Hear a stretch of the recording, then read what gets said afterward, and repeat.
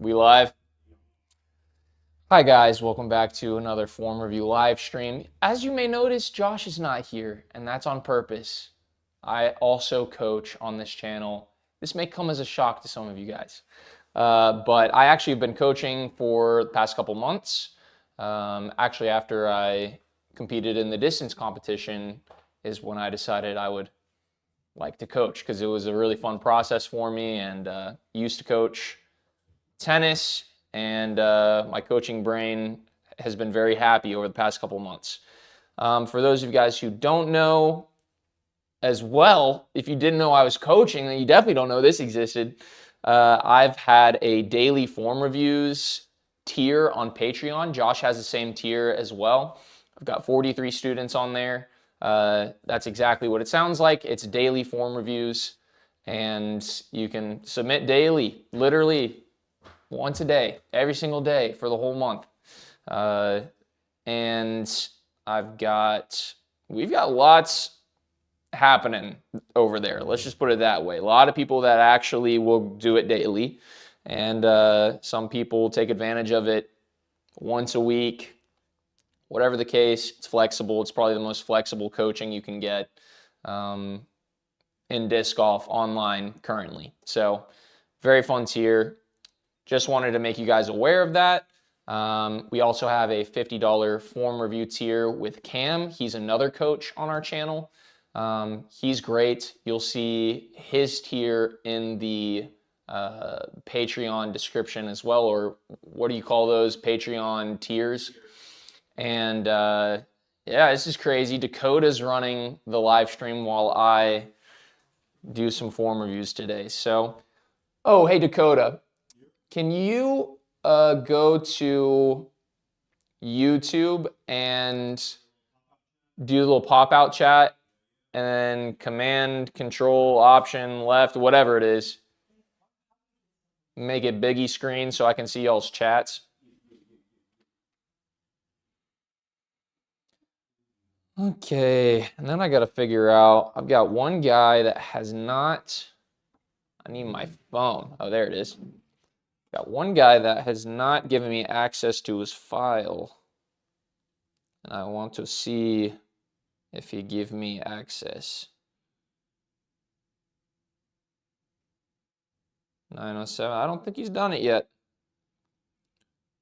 Don't think he's done it.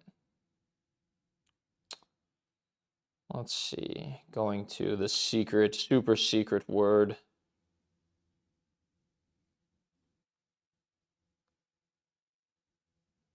Still has not. It is what it is. How are things looking there, Dakota? Yep. Oh, I can do it. My fingers know what to press. It's this. Command Shift. Command Shift. That's what it is. I knew it was Command something left. Yeah, I don't know what it is until it happens. Okay, so I know arrows. Arrows was first in the early live stream, so I'm going to do arrows first, and then we're going to do the BG. The BG5. Okay. Taking a look at arrows.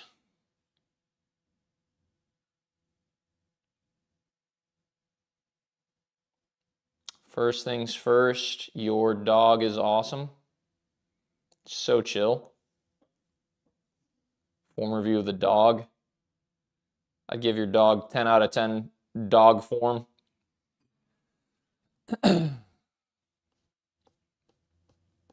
Jokes aside, though, let's see, what are we going to work on?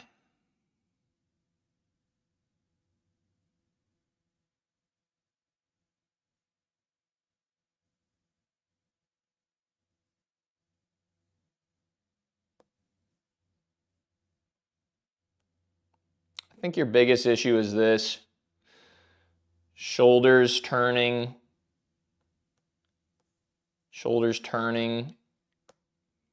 before your arm goes.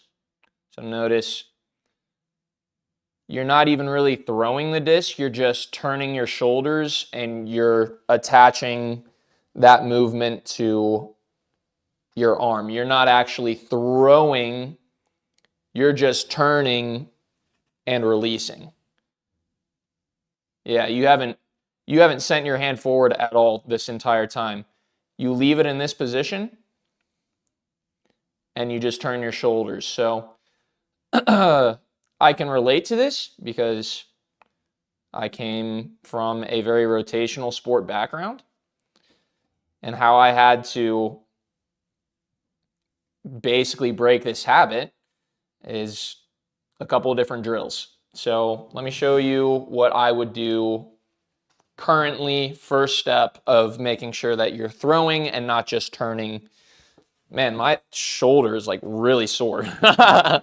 Played pickleball yesterday with the boys. Yeah, it has been a while. So here's what I would do first. I would throw from your knees. Start here. When you take the disc back, I want you to freeze in this position because you got a good take back, you got a good reach back. And what I want you to do is throw the disc just with your arm, no shoulders. Okay, that move right there. And I want you to rep that a bunch because you need to feel what it's like. Oi. You've got to feel what it's like to throw just using your arm. That's not to say you don't use shoulders in your throw, all right? But currently, all you're using is shoulders. So we need to introduce the idea of throwing just using the arm. So notice how I'm keeping my attention behind me. And I'm just sending my arm forward. No other lever is adding to the throw. And that's it, dude. Do that for a bit. Typically, I would have somebody do that for a bit and then check in, and then we could go on to the next step. Next step would just be standing up, doing the same thing. And then past that, you want to introduce that feeling that you've been repping into your normal throw. And my suggestion would be daily form review. Yeah, if you really want to get better in the long run, more touches is good. So, but if not, I'll see you next month, or Josh will see you next month, and hopefully you can have more of an arming motion with your throw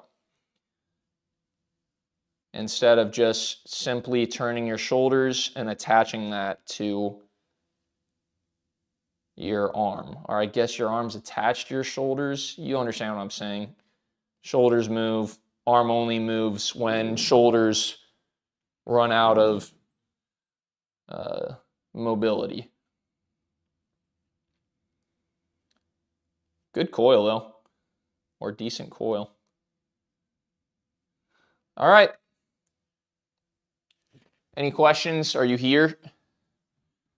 Oh, Michael, can't throw past 280, but my dog can throw 360. Hey, that's not a problem, dude. You just got to, there's a sport for that, I'm sure. Kona appreciates all the help. She's sick of running short distances for the drive retrieval.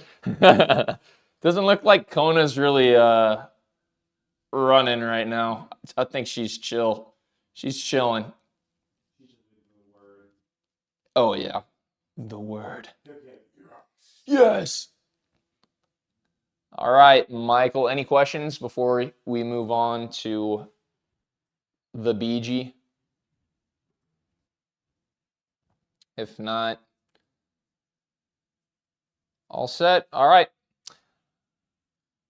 Happy working on forming.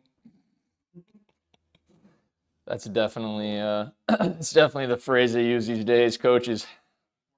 Happy forming. All right. The BG. 5. Only have 4. I must have seen, I must have been freaked out by something. I don't know what. Okay. Just doing a little simple setup, simple footwork.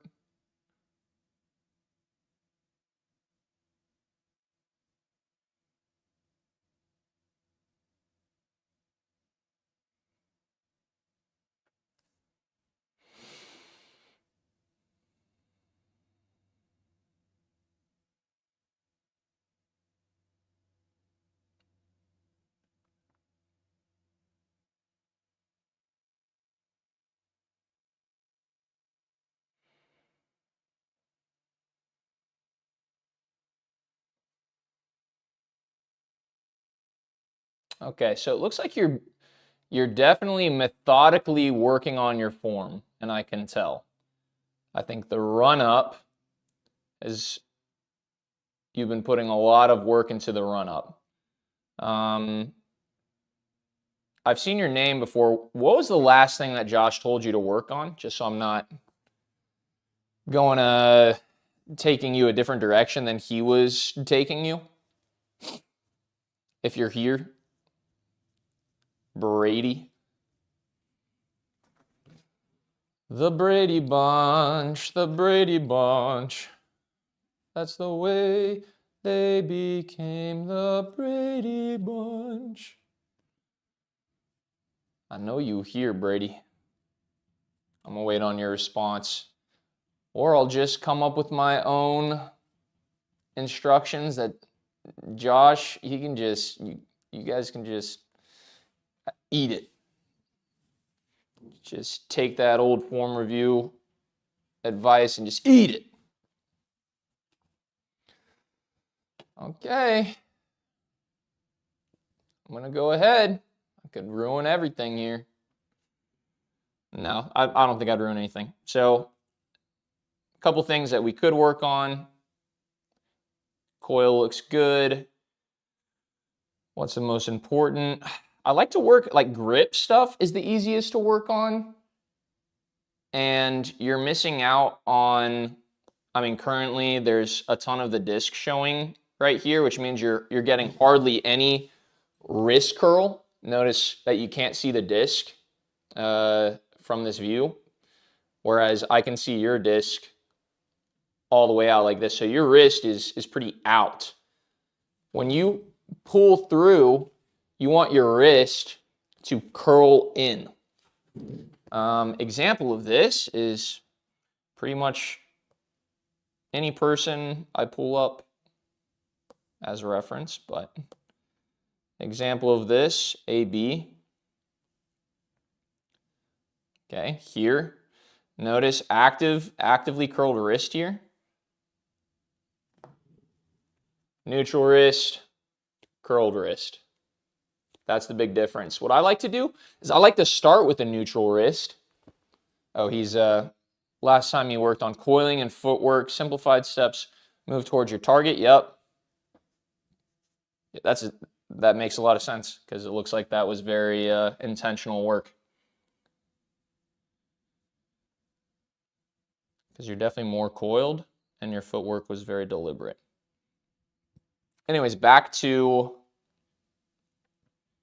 this position here, wrist curled. I found that you want to keep your wrist curled and loose, and that sounds kind of counterintuitive. And so the way that I made it happen, and we can actually see, keep it on review actually, Dakota.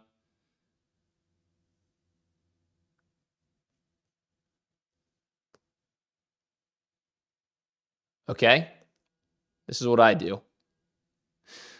Notice in his peak reach back, he is neutral, so you don't have to change anything in your peak reach back. This is normal. But in order to curl the wrist while still having a loose arm, I found a good cue for me. Okay, back to demonstration. So I found a good cue for me was neutral wrist, and then since I want to stay loose in my throw, I think about flicking my wrist in as I pull the disc through. So as I'm pulling my hand forward, I'm also flicking my wrist in as well. And that looks kind of silly, but so it's neutral wrist, flick in. And if you have if you got a tech disc and you do that, you're going to see spin increase. And I also tend to find that because it's a loose curling of the wrist, I'm not losing out on power, because you will lose out on power if it's just like position 1, position 2, position 3, you know? He said, I like that flick inside, but when I coil my wrist, I elbow dip frequently. How does that make your elbow dip? Okay. Could be a spacing thing. Let me see. Don't worry about it. Your elbow's dipping anyways. Your elbow's dipping already. Just to quickly help you with that.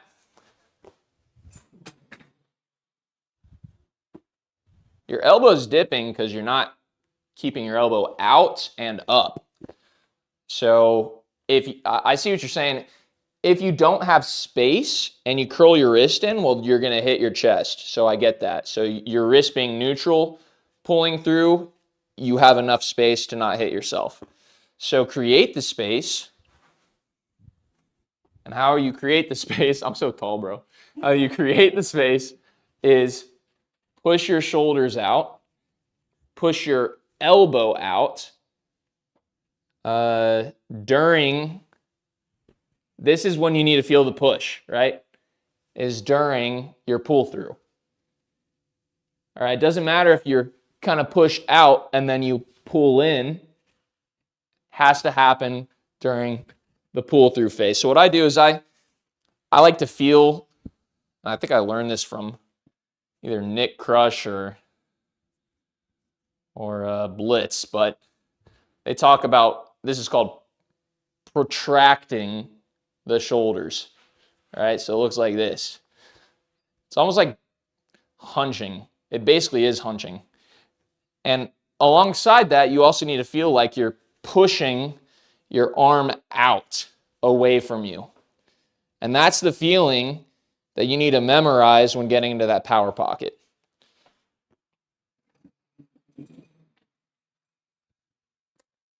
Any questions on that? Recap is wrist curl, and the way you're going to be able to curl is creating space, right? So if you curl and it's hitting you, it's because you're not creating that awkward looking space, which, by the way, AB has. You can see his shoulders really forward. They're like pointing out. Which you kind of do with your back shoulder.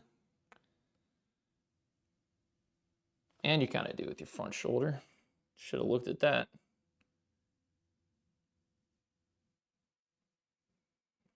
Yeah, I would just say keep your elbow more. Keep your elbow higher and push the elbow out.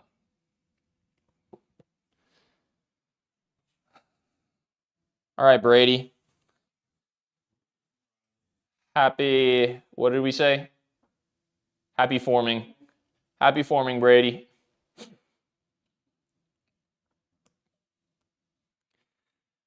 Is Ranis or DG3 here?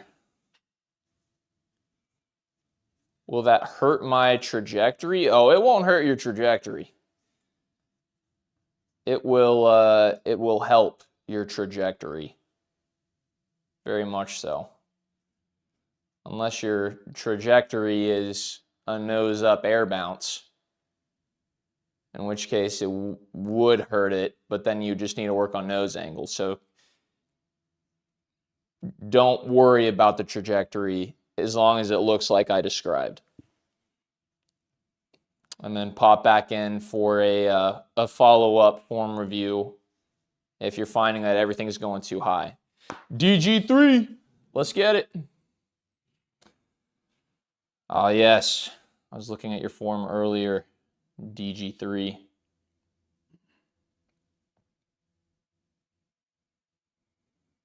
Just really trying to figure out what I wanted to work on first with you. What's up, Alcaraz? David Alcaraz.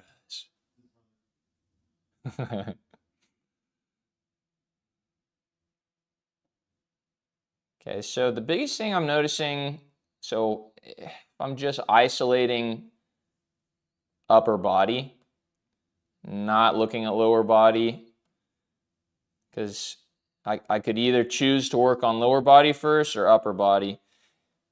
Okay. The lower body is easier to fix, so let's just do that. Let's just start with that. Because the upper body is going to take a lot, I think just a lot of time and work, whereas lower body is pretty close to, I mean, it's just this last step that's really bothering me currently. Let's see if it's because of this step here. Yeah, it's probably because of this step right here, going backwards. So notice how backwards that step is right there. And then that causes you to take your last step really far this direction, right? So too much stagger. Way too much stagger. What you want is actually for this last step to go a lot more towards your target with a slight stagger. Example of this, I'm going to use this AB example a ton because I always do that. Okay, look at AB's footwork. You guys are both throwing the same direction right here. AB's throwing this way, you're throwing this way. You're staggered way more. AB has that much stagger. Let me just point that out with circles. You see that? The issue with having that much stagger is you're bringing in speed, or every step of your footwork needs to be leading towards your target line. All right? Because once you get to your brace, you're going to want to resist that target line. You need to stop that forward momentum. But if you're going forward and then sideways, right, you're redirecting your momentum away from your target. Now, how do we fix that? How we fix that is back. Overstaggering has always been an issue. Any other drills? Yeah, I got you. I'm getting to it. So this step right here, this is important. This is actually something that I have worked through as well. So I'll share with you what helped me. So we got any drop down lines? We do. Okay. All right. Here. I'll go here. That's the step right there.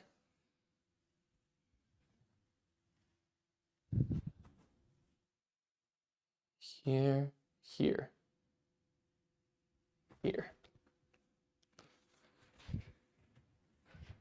Okay. On the ground, we have, if I was throwing towards the door, that's the line. Currently, your footwork, it goes here, with your foot pointing backwards. You need your foot to be pointing parallel to your target. So notice my hips are actually pointing forward, not back. So For now, let's just focus on this one step, all right? You go right foot, slightly, so not completely sideways. I go slightly pointing forward. This next step needs to be more or less side on here. All right, this step is what you need to fix. And it needs to feel like your hips are still pointing, let's see, if this is the target, perpendicular. There it is, 90 degrees from your target line. Once you do that, it makes this last step going forward just a side step, right? Oh, I almost fell. I was like, ugh, just a side step, right? And it needs to feel like a side step with a coil, but as I coil, that's what causes my foot to slightly stagger, right? I'm not purposely like staggering. It happens. It's me just taking a step towards my target while turning my shoulders. That's what it needs to feel like. All right? Do you have any questions? This blue mark right here, that's you. This needs to be your foot. Here. Wrong foot, Mikey. This position here. It may feel like, and this happens to me as well, it may feel like because your foot points so far backwards here, it may feel like you should, like the cue to get you to get perpendicular could be that you want this foot to feel like it's pointing forward. So a little bit of like a overcorrection cue. Does that make sense? Please tell me if it doesn't. But it is as simple. Said, nope, got it. Does X step need to be shorter than what you're doing? It definitely could be. I think that could be helpful. A little bit shorter. You'll feel if it's difficult for you to get your foot sideways here, and it keeps pointing back, then probably is going too far forward. But again, during this step here, if you want to just think about pointing your toe forward, my guess is, like me, your foot will get closer to actually just the middle because you're so used to your foot going backwards here. But yeah, see how your hips are completely backwards here? Look at AB. His hips are like pointing this direction, whereas yours are pointing this direction. That's all because of this step here.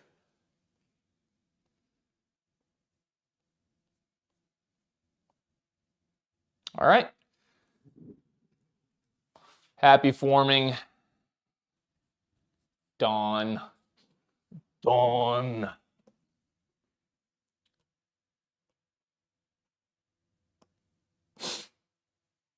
Ranis, are you here?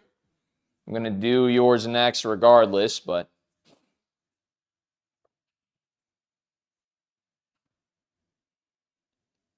you're welcome. All right, go ahead and in the Discord, put the timestamp for Ranis. Dang, he on it. This ain't my first rodeo. Dude, I love this guy's form. I love this guy's form. Where's the Clash of Clans guy? That's hilarious, bro. That's so funny. Josh is not on form review duty today. It is I, the not Clash of Clans guy. Be not afraid, for I am not a Clash of Clans guy. Actually, nothing scary about that. Okay.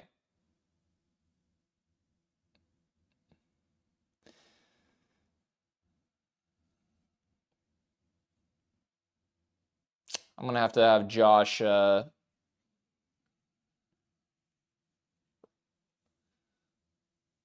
what I'm about to say, I've always been interested in why I teach it this way, but here's what I know. Here is what I know.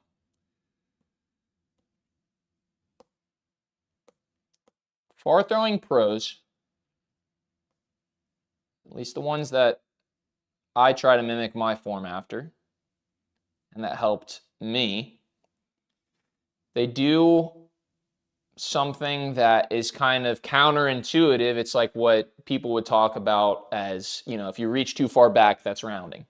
Well, it's not if you pull through properly. So something I noticed when I was working on my form was AB, look at his shoulder angle and his arm angle. He's almost 90 degrees, like he's almost 90 degrees like this as he's reaching back. So let's say this is my reach back. He's about here compared to what a lot of people do, which is they reach out. And then when they pull, as you reach out, then it goes from out to in, right? Out, in, and then back out. What I've noticed and what I try to do is what AB does. He goes in, out, out.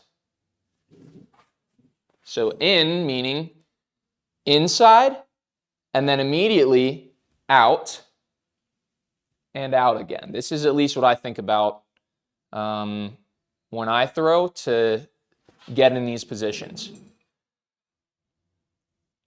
Benefits to thinking about it as a in, out, out is you're not pulling into your chest. It's actually a really clean line to the target, right? If I pull, let's say I'm going out and then in, I'm hitting my chest. And that was really annoying me when I was working on my form. I'm like, why am I doing this? I'm not seeing pros go into their chest like this, or at least not the pros I want to throw like. So notice this immediate out. Let me get that a little bit more accurate. So you see how he's driving his elbow out, away from him? So he's going from a pretty tight reach back, tight as in the shoulder angle's tight like I was talking about, and then he's driving that elbow out and then out again. And that creates a super clean line. So what I did to work on this was I told myself in my reach back, be okay with reaching back a little bit farther behind me, right? What we used to think is rounding, but it's not when you pull through the right way. Demonstration. And so what it looks like, once you've worked on that, it looks like reach back here, and then I'm going to think about, as I pull through, elbow going out, sending the arm forward.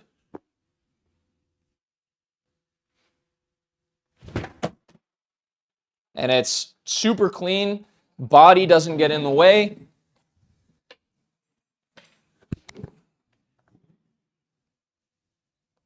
And it's exactly what AB does. And that's what I was going for when I was working on my form.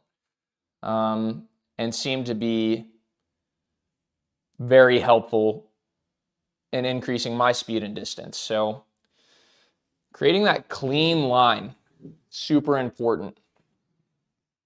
To where your body's not in the path of your throw, right? Because if my target's behind me and I go out here and then I go in and then out, that's bad. Or if I go behind me and I go in and then all the way around and out, that's also bad. So the key here is sending your arm towards a target right? And I'm not rotating too early, right? Because my body will definitely get in the way if I rotate early. Body's in the way, then that's where the rounding happens. But if I go send the arm first and then go out, just like we see, just threw that on the ground. Just like we see with AB. And AB does move his shoulder, just like I move my shoulder. But he's sending the arm, which you also do. So you're no stranger to sending the arm. But what is different is this deep pocket. I've noticed for me has frustrated me. I used to think that getting into this deep pocket meant I would be able to throw faster. But the reason I was getting into that deep pocket was because, and you're probably the deepest pocket I've ever seen, actually.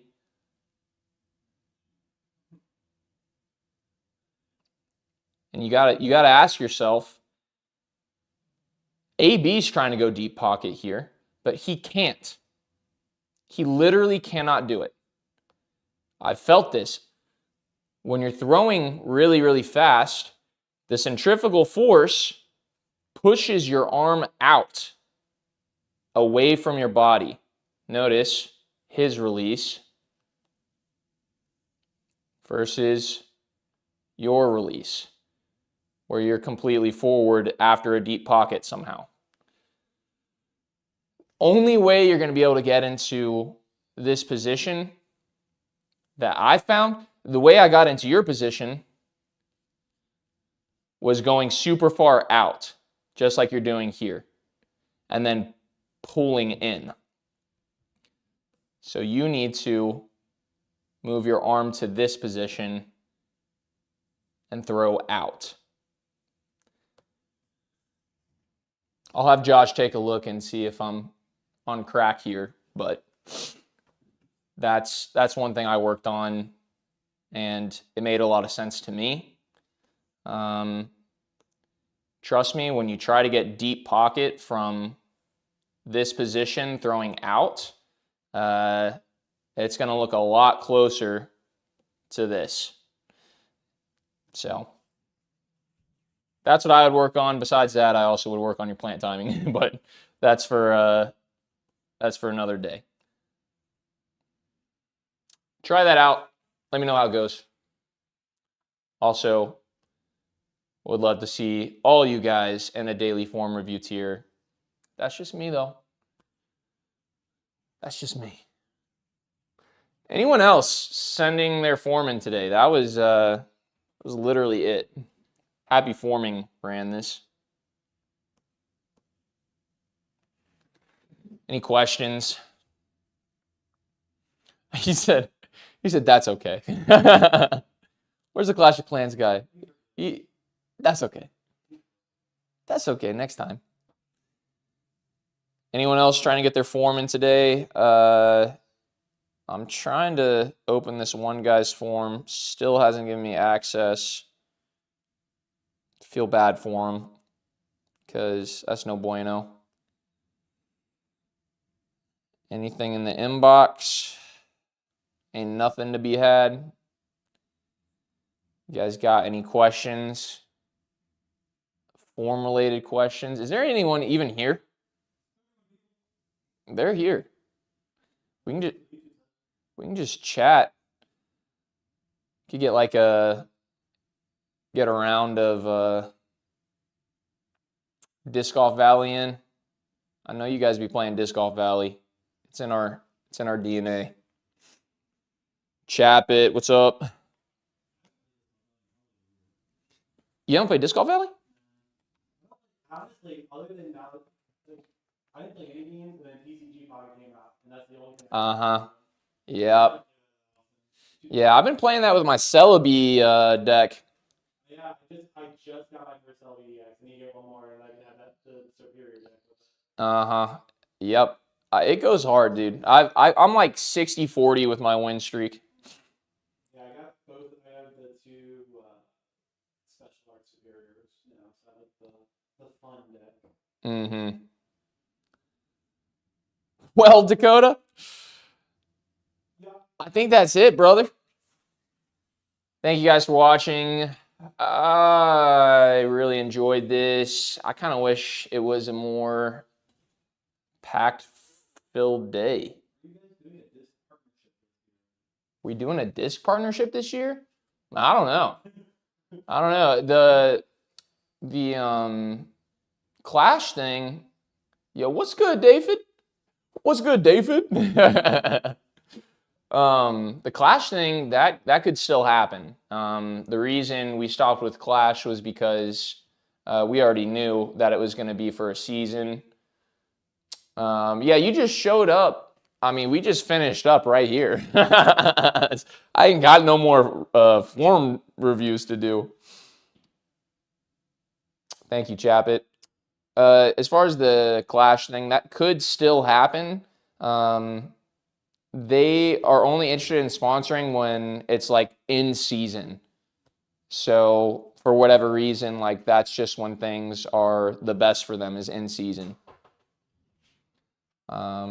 So we'll see if that pops back up or not. But we love Clash still. I still throw mostly Clash, and we started the Clash thing because we liked Clash. That was how it started. Is I was ready to change my whole bag over to Clash because I love their discs so much, and Josh is like, "Chill, bro. Wait a second. Before you spend all that money, let's like reach out to them and see if they're interested in sponsoring the channel." And that's the top secret stuff right there. That I don't even know if we've talked about that on camera. Did Josh try to buy back all his destroyers yet? I will say, Innova came in clutch in my distance competition. Those pro destroyer or pro bosses. Woo! Those things were crazy. And one of my favorite discs is Infinite. What's that thing called, dude? The Emperor. The Emperor is crazy. I'm assuming the Emperor is just a destroyer, but Infinite's destroyer. Or maybe that's their boss. The Emperor could be their boss. I have no idea. I just know it's really good.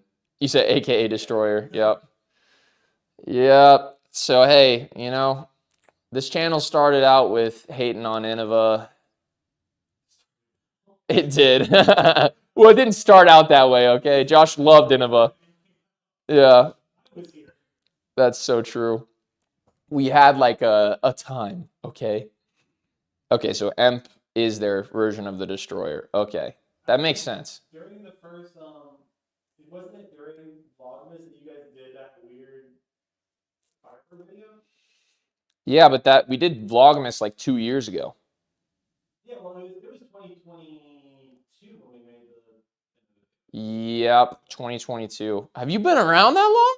I've been around since I ran a tournament with Josh. You were here during our Vlogmas phase? No. I was here right, like, you guys that in 2021, and I moved here in February 2022. How much power should you put on your drive? That's a good question. I mean, if you're trying to throw far, all of it, but the question is how much effort? I think a good question would be how much effort should you put into your drive if you're trying to throw far? And if you're asking me, I would say like 80 to 90% effort, not 100% effort. I found that maxing out your effort for some reason is slower. I know why. It's tightening of all the muscles. So I like to throw as fast as I can at 75% effort, if that even makes any sense. I don't know. So that's not really something you can necessarily teach, but I like to tell people to be really loose and throw at 50%, if you're used to throwing at 100% effort, get a lot of reps in at like 50% effort and just see how your stats stack up to your 100% effort. And all of that is very reliant on the fact that you have a tech disc. So that's kind of what I did, was learn what effort level got me different outcomes. So for different distances, like if, let's say my 50% effort was 60 miles an hour, well, okay. And then I can take that to the course with me, and I know that is this the $15 option on Patreon? Yes, it is, Liam. This is the $15 option. If you want to be famous and have your form reviewed in front of tens of people, you can join right now and get into the next live stream, which happens twice a month, but you only can choose one. So you get one form review a month if you do this option. Is it my personal favorite tier that we have currently? No. I like the daily form review tier. The daily form review tier is an absolute blast because I can give someone one step, one simple, easy step that they can rep for a few days, and then give them the next step. Whereas when I do these form reviews, I'm like, am I going to see them again? Will this one simple step lead them in the direction to getting better when I know that there's 5 other steps that they're going to need? And as a coach, you don't want to have to give all the steps all at once. But with this tier, I feel like I feel the pressure to give more than I should give you as a coach. That's just the honest coaching thoughts there. I think this is better than nothing, but if you can do the daily form review tiers, that's going to be your best bet at getting better faster. If you're the type of person that will actually show up every other day.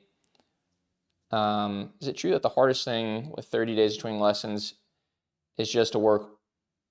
Oh, it's true that the hardest thing with 30 days between lessons is just work on one thing. As a player, I would have trouble with other stuff creeping in. Yep. Yeah, it's not bad to work on one thing for that amount of time. It's just like sometimes as a coach, you give someone one thing that really just needs to be repped out a bunch over a couple days, and then you want to bring them to the next step. And if you only have if you've only got one thing, and that's another thing. That's right. The stuff that creeps back in. See, if something creeps back in and you're sending me a daily form review, let's just say every other day, I can just be like, hey, yes, keep working on this. Also remember that, you're doing this one thing that you've been doing wrong, and remember how we worked on that. And then they're like, oh yeah.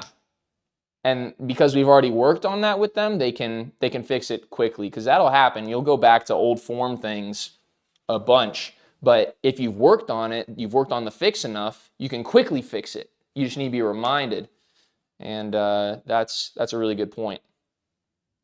Yeah, there's lots of benefits to having a coach that's accessible quickly. Let's put it that way. Or more than once a month, that's for sure. But yeah, so if you're feeling like these form reviews that we do once a month, that ain't doing it for you, I could understand why. Any other crazy things happening in y'all's lives? Yeah, exactly. Just I just like talking. That's why when Josh talks about he's like, oh, form reviews, I'm like, bro, put me in, coach. I'm like, I could do that all day. Fires me up. All right. Dakota, get ready to end the live stream. I'm ready. You'll know. Ready to finish it off. Okay, love you guys. Bye.